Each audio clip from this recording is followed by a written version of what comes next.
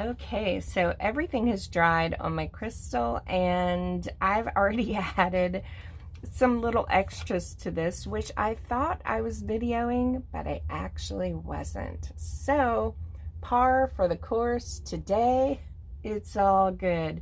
So I'm actually going to show you on this one what you can do after the crystal has dried to add a little more pizzazz. Like this one, I mean, it's okay, but it's just kind of boring. So I like to use colored pencils, and the ones that I have are watercolor.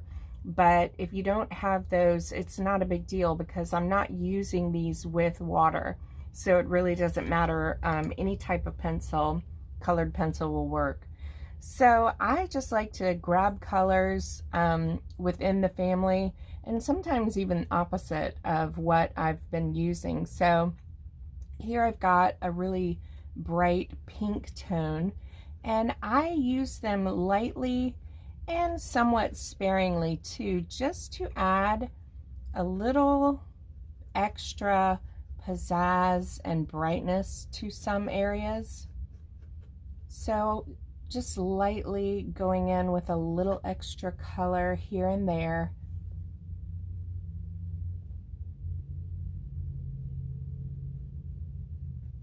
And I love to use yellowy bright tones as well. I've got this warm yellow and it really draws the eye. So I did it right over that pink, and now all of a sudden we've got this really cool corally pinky color, and it just kind of grabs the attention, especially on like a crystal that, you know, it's good, but it needs a little oomph. So I've got like a turquoise color here. Sometimes I like to take a color like this and bring it down into these darker parts. Really, all of this, of course, is about your design choices. This is just super fun to play around with.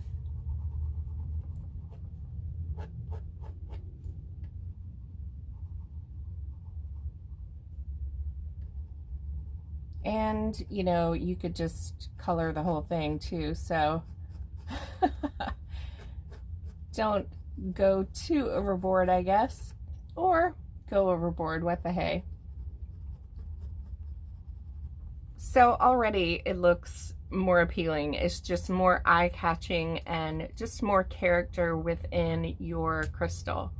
So I mentioned before you can use a white gel pen if there are some areas that you want to pull out more of a white tone within your little lines here. Sometimes like you can create like a whole corner just with a little more whiteness. Or if you've missed a spot, you can fill that back in with white. And another thing that I sometimes like to do is sometimes the white is like too white. So I just take a slightly damp brush and I rub over the parts that I kind of want to fade a little bit. And what that will do is fade those out, and it will also push some of these whiter whites to the forward. So just a couple little tricks to add an extra little pizzazz to your crystal. And I, for one, am so glad that this crystal is complete and the first video is done. So now I'm gonna go back into my flow, get back into my mojo, and we are going to design some more crystals together.